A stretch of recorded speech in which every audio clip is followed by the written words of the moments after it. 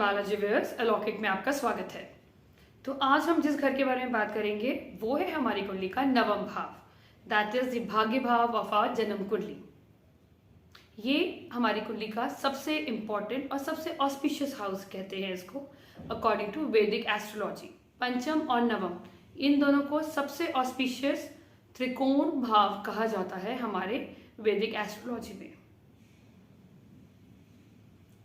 नवम भाव, the first thing that जब भी हम बात करते हैं अपनी लाइफ के बारे में भी, या मे बी अगर हम एस्ट्रोलॉजी के बारे में डिस्कस कर रहे होते हैं, तो सबसे पहले हर इंसान जानना चाहता है कि उसका भाग्य क्या है, उसका भाग्य किस तरह से सपोर्ट करेगा या नहीं करेगा। तो इस भाव से हम अपने भाग्य को देखते हैं, हम अपने डेस्टिनी को, हम अपने फॉर्च्यून को देखते हैं, बेसिकली अपने लक को देखते हैं हम।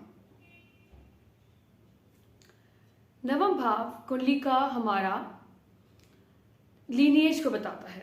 लीनिएज इज आवर डीएनए, हमारे पितरों को, हमारे एंसेस्टर्स को, हमारे पितृ कृपा को बताता है। इस भाव को हम डिवाइन ब्लेसिंग्स कहते हैं कि हमारी लाइफ, हमारी लाइफ में कितनी मिलेगी हमें, वो इस घर की कंडीशन बताती है। डिवाइन ब्लेसिंग, क्योंकि हमारी लाइफ में it is not, everything is not attach और goes around the materialistic comforts and desires. आपकी लाइफ में डिवाइन ब्लेसिंग्स की भी बहुत ज़्यादा इंपॉर्टेंस होती है। जब हम बहुत मुश्किल में होते हैं या जब हमें सबसे ज़्यादा लक का साथ चाहिए होता है, तो यही घर हमारे को या तो हेल्प करता है, ये घर हमें सपोर्ट करता है, या ये घर हमारे को सपोर्ट करने में उतना सक्षम नहीं होता। वो 9th हाउस की कंडीशन बताती है हमारी लाइफ में कि हमें अपने भाग्य का साथ मिलेगा या नहीं मिलेगा। इस घर को हम house of higher education, higher learning से भी देखते हैं। 5th हाउस को हम as a primary house of education देखते हैं। 9th हाउस को हम हायर लर्निंग, जब हम PhDs, हम MBAs, हम डॉक्टरेट करते हैं, तो ये घर हमारे को हायर लर्निंग में हमारे को बहुत हेल्पफुल होता है। इससे हम लॉन्ग डिस्टेंस ट्रैवल देखते हैं, लंबी दूरी जो हम कहते हैं, और इसको हम एज अ फॉरेन ट्रैवल भी देखते हैं। दो 12th house is the basic house of foreign land and distant travel, but 9th house is also the house of long distance travel. तो हम इसको फॉरेन से भी जोड़ते हैं कि आप, और इस घर को हम हाउस ऑफ पिलग्रिमेज कहते हैं। हम जैसे हम अपनी धार्मिक यात्राएं करते हैं, हम कभी वैष्णो देवी जाते हैं, कभी कैलाश जाते हैं, तो अगर ये भाव हमारा बहुत अच्छी कंडीशन में है तो हम अपने लाइफ में वो धार्मिक यात्राएं भी बहुत करते हैं। This is the house of ideology. आपकी लाइफ के प्रिंसिपल्स क्या हैं, आपकी आइडियोलॉजी क्या है, ideology towards your Mankind, towards humanity, towards yourself. आप अपनी लाइफ का क्या प्रिंसिपल्स हैं। अगर ये हाउस बहुत ही बलवान होता है, means very it has got a good strength, और इसमें और वो अपनी आइडियोलॉजी को लेके बहुत ही स्ट्रिक्ट रहता है कि yes these are my principles, और वो उन प्रिंसिपल्स को कॉम्प्रोमाइज भी नहीं करता। This is the house of our father. तो इस घर से हम अपने फादर की जो फादर का जो हमारी लाइफ में क्या इन्फ्लुएंस है, उनकी जो टीचिंग्स हैं, जो वो हमें सिखाते हैं, because he is the primary गुरु। तो वो उनकी जो टीचिंग हमारी लाइफ में किस तरह से हमें काम आएगी, हमारे फादर का कितना सपोर्ट मिलेगा। सो 9th house is all about father. अगर आपको फादर्स, आपके गुरुज, आपको किस तरह से आपको टीचर्स मिलेंगे, आपकी फादर की टीचिंग आपकी लाइफ में क्या इम्पैक्ट करेगी, उनके दिए हुए सलाह अगर आप किस तरह से आपकी लाइफ को इट में get into that advantages situation in your life. और कई बार ऐसा देखा जाता है कि अगर ये house in a bad condition, तो कई बार फादर की वजह से भी हम प्रॉब्लम में आ जाते हैं। तो इट इज़ बी सीन, देखा गया है इस तरह से। अगर हमें जैसे अगर ये हाउस ऑफ एजुकेशन है, तो we see our teachers from this house, कि हमें किस तरह से हमें टीचर्स मिलेंगे, किस तरह से हमारे को प्रोफेसर्स मिलेंगे, क्योंकि this is a primary house of professors, lecturers, teachers. This is the house of law. This is the house of lawyers also. Law, आपके जजेस भी इस घर से देखे जाते हैं। Now will see what are the results of the different lords who sits in 9th house। जो भी ग्रह जो लॉर्डशिप लेके बैठते हैं 9th हाउस में, उनका आपकी लाइफ में क्या इफेक्ट होता है। इफ वी टॉक अबाउट लगन Lord, that is the 1st house Lord seats eight 9th house. इसका मतलब ये है कि आप अपनी लाइफ में अपने भाग्य को लेके आए हैं, means destiny will always support you in your life. अगर हम सेकेंड हाउस को, अगर सेकेंड लॉर्ड है, सेकेंड लॉर्ड को अगर हम if it sits in 9th house of your जन्म कुंडली, दूसरे घर का स्वामी नवम भाव में बैठता है, तो उसके क्या फल होते हैं? Second house is all about wealth, it's about speech, it's about your fix assets, your family. तो और ये एक बहुत अच्छा धन योग है, because second house is wealth, 9th house is भाग्य। तो this is a very good, अगर ये सेकेंड हाउस 9th में बैठता है तो it gives you a very good धन योग।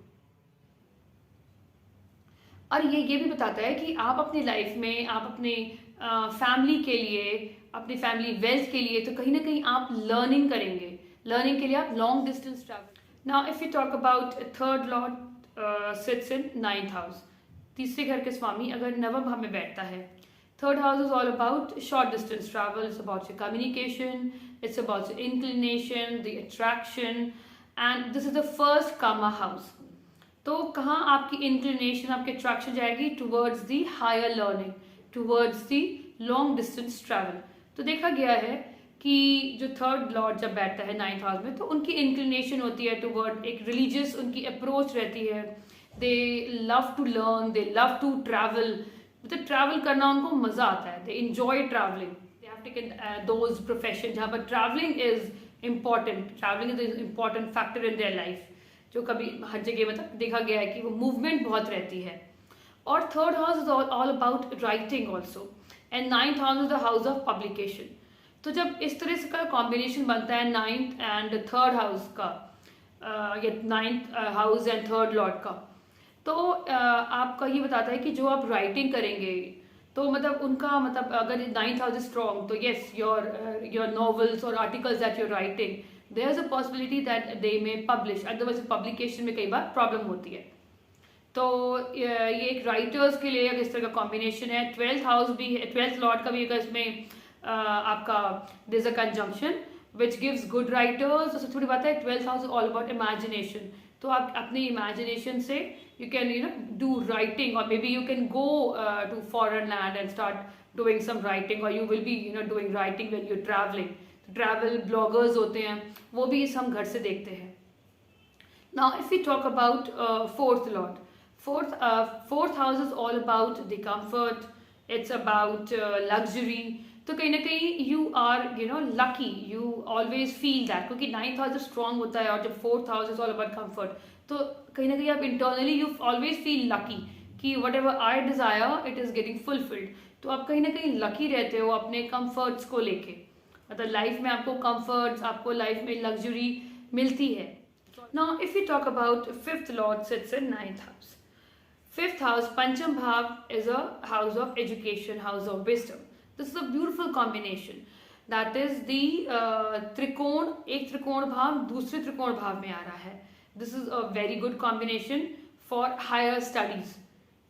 तो अगर जो लोग मतलब they are more inclined towards their education prospect, तो ये एक सरस्वती योग बनाता है।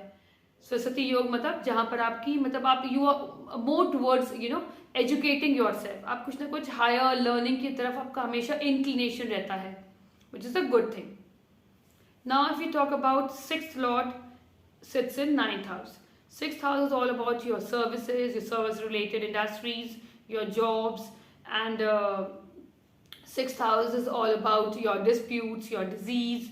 तो कहीं ना कहीं यहाँ ये है कि कहीं ना कहीं आप देखा गया है कि जो आप जॉब में होते हो, तो आपके पास उस तरह की सर्विसेज या जॉब्स होती हैं जहाँ पर movement, 9th house is travelling to a distant place, तो कहीं ना कहीं वो आपको मूवमेंट देता है, इट गिव्स यू मूवमेंट। आप उस जॉब में होते हो या आप जॉब रिलेटेड मूवमेंट बहुत करते हो अपने लाइफ में।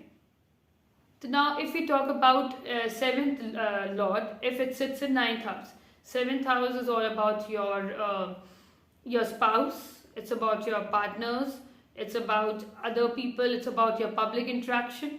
तो अगर देखा गया है कि जब 7th लॉर्ड 9th में बैठता है, 7th इज अ केंद्र हाउस, एंड द केंद्र का स्वामी नवम भाव, दैट इज त्रिकोण हाउस में बैठा है, it's a good raj yoga. It means आपकी after marriage there would be a prosperity in your life, या पार्टनर के साथ आप मतलब पिलग्रिमेज या लॉन्ग डिस्टेंस ट्रैवल करेंगे और पार्टनर आएगा तो आपकी लाइफ में प्रॉस्पेरिटी आएगी, बिकॉज वो एक अच्छे घर में बैठा है।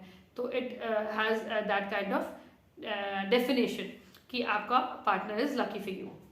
Now, if we talk about eighth lord, eighth house is all about the hidden activities.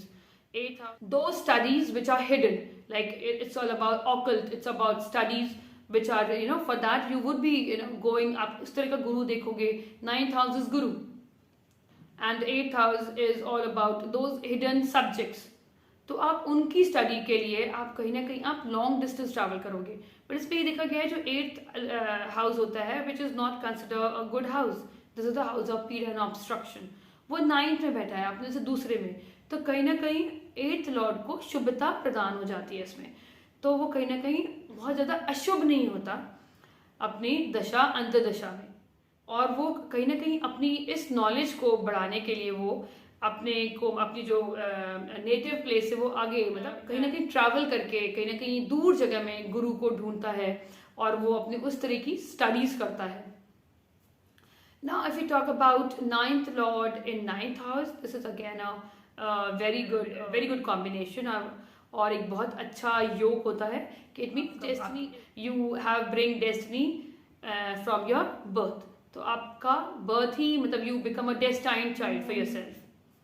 Now if we talk about 10th lord in 9th house, 10वां घर is all about your profession, it's about your कर्म, तो कहीं ना कहीं आपके अंदर एक righteousness रहती है। This is a good combination, this is actually forming a major rajyoga, that is dharma karma adhipati राजयोग।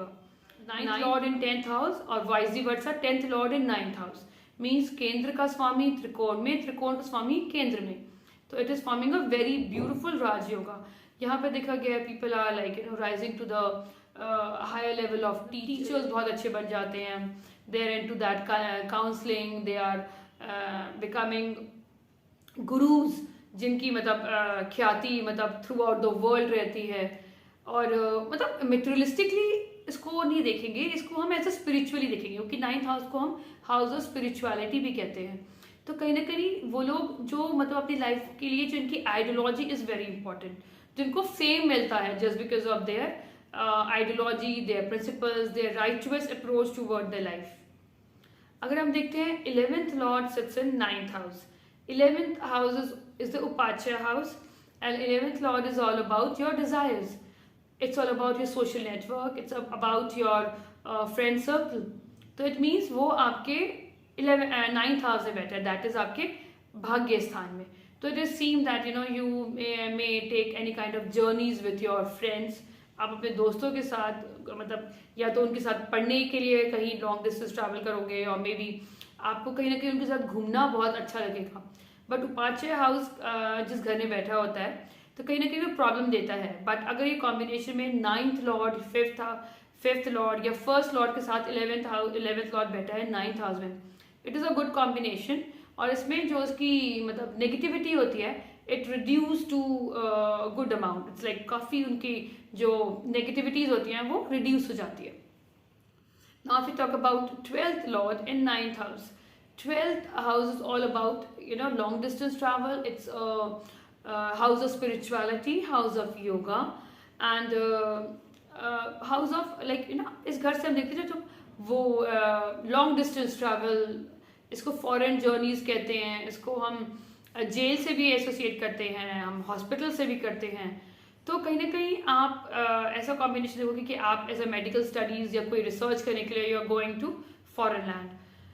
सो अगर आप इस तरह से आप इसको यूज़ करते हैं तो कहीं ना कहीं आपकी लाइफ में मतलब एक तरीके का स्ट्रीमलाइन हो गया है, मतलब यू नो आप अपनी हायर एजुकेशन के लिए you are going to abroad and doing research, you know taking on your higher learning, और maybe you can you know वहाँ पर जाकर आपकी कोई स्पिरिचुअल प्रैक्टिस स्टार्ट हो जाती है।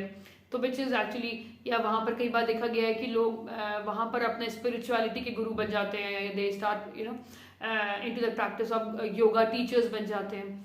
उससे काफ़ी मतलब they flourish in the life, क्योंकि आप you doing what your yoga is there in your कुंडली।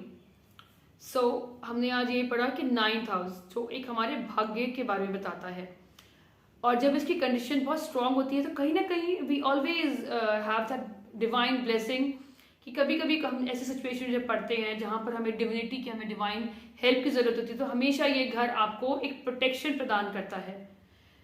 और अगर supposedly before ending this session, अगर इफ़ यू एक्चुअली थिंक कि कहीं ना कहीं आपकी डेस्टिनी में या आपको भाग्य का साथ नहीं मिलता है, you don't feel as if you are lucky, तो द बेस्ट रेमेडी इज आप कहीं ना कहीं शिव को पूजें, शिव की शरण में जाएं, एंड बिकॉज शिव ही हैं जो द सुप्रीम। तो जो पितृपक्ष होता है, तो उसमें आपको कि दिस हाउस, जो ये 9th house is all about a DNA, about a पितृ, तो पितृपक्ष को आप बहुत अच्छे से करें, वट एवर आप जो भी आप करते हैं, मतलब दान पुण्य विथ ऑल दैट डिवोशन से करें। So this is my analysis of 9th house. I hope this video has educate you, and it has given you a different insight of 9th house. So stay blessed, subscribe to the channel, enjoy the video which would be which I will be posting in future, and if you have any comment, you're free to comment, and if any suggestion, you're free to do that. Thank you so much. Stay blessed.